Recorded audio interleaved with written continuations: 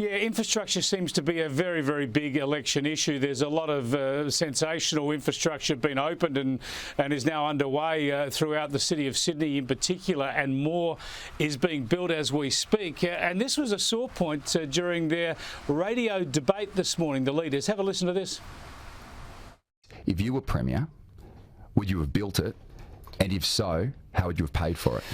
One of the furphies is that you have to privatise government assets to build the infrastructure that we need. So how would you have paid for it? So when you're driving down the M5 and that beep goes off, understand that under Premier Perrottet, that road is being paid off 8 times over. That's fine, but how would you pay for it? 8 times over. How would you pay for it? So I don't think you should be giving lectures about that. No, I'm just asking the question. I'll just make this point. I'm asking the question. How would you pay for the road? This obsession with privatisation, you can build infrastructure in New South Wales with right, so you would have built it, you would have built it through debt.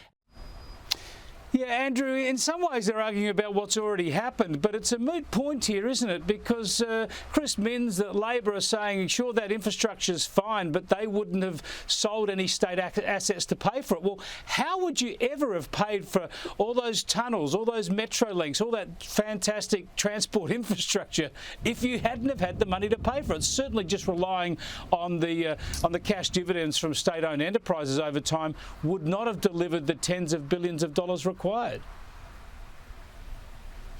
Yeah, I mean, look, Dom's got a valid point there. I mean, look, in the last 12 years, 100 kilometres of tunnelling under Sydney, duplication of highways to the regions, which Chris Minns has said that he doesn't understand regional New South Wales. Well, why are you putting your hand up to be Premier if you don't understand the regions? And then, of course, you know, the fact is that when I was Treasurer, we leased, not sold, leased the poles and wires, which enabled us to put $7 billion into the driverless train that's going to travel from Chatswood to Bankstown, and that'll open next year.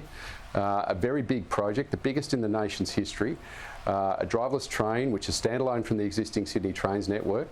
You know, it will change Sydney forever in terms of moving people from cars to trains. And, you know, I think what's lacking from Minns is an explanation as to how he will pay for it. And the only way he can pay for it is to up people's taxes and the fees and charges that are collected by the state government. If he's not willing to asset recycle, which is about taking a lazy asset on your balance sheet, giving it better management through those with the expertise, and then, of course, keeping those assets on your books and then raising the funds into an infrastructure fund and then investing into the new infrastructure. And we grew the asset base of New South Wales over the last 12 years by well over $100 billion. And we've got to keep this going. I mean, this is so serious, and I'd urge every person to consider this when they vote, that we can't down tools. These are incredible jobs for people right across the state.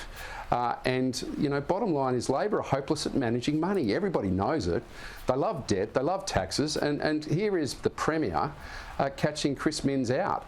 The other point that I would make in terms of Minns is that, you know, he did say that he's against privatisation, but he's happy to sell public land to pay for social housing. Well, that is privatisation.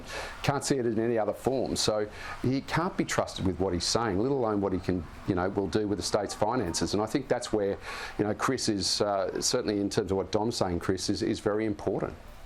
Yeah, well, I think the thing about Minns, though, is that he's very presentable. He doesn't frighten the horses. He's a very mainstream Labor candidate. And also, when it comes to poker machines, he's sticking with a fairly traditional approach here. Poker machines are big in New South Wales. They're big for clubs and community groups, whereas Dominic Perrottet is promising really a radical experiment in making them all cashless within 5 years.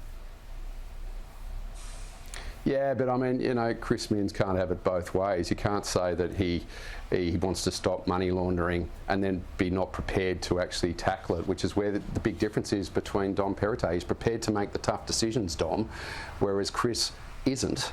And the biggest thing that scares me as a former Treasurer of New South Wales is that we have to be able to, you know, live within our means. And Chris Minns has said that he's going to abolish the public sector wage cap, which exists in other Labor states. He's going to just abolish it. That means that everybody from the top-line public servants through to the politicians could be potentially up for 8% pay rises. That comes out of the hard-earned taxes that are paid by the men and women and small businesses across New South Wales. What about your own political future, Andrew? You tried to switch into federal politics last year. You only narrowly lost that seat of Gilmore, and of course it covers areas that the late Jim Molan, the former senator for New South Wales, lived in and knew well. Would you consider throwing your hat into the ring to replace Jim Molan to take up his vacancy in the Senate? Well, under party rules I can't comment, but one thing I would say is that Jim was an incredible regional senator. I wouldn't have had the 12.8% swing in Gilmore had it not been for a lot of the legwork that Jim had undertaken. He, is obviously very much missed, and I know to Anne and his family, everybody is just devastated by what's happened to him. So, at the appropriate time after the state election, I'll have more to say in relation to this, but I've got to be guided by party rules and not provide comment. It sounds like you would see yourself as an appropriate successor to Jim Molan.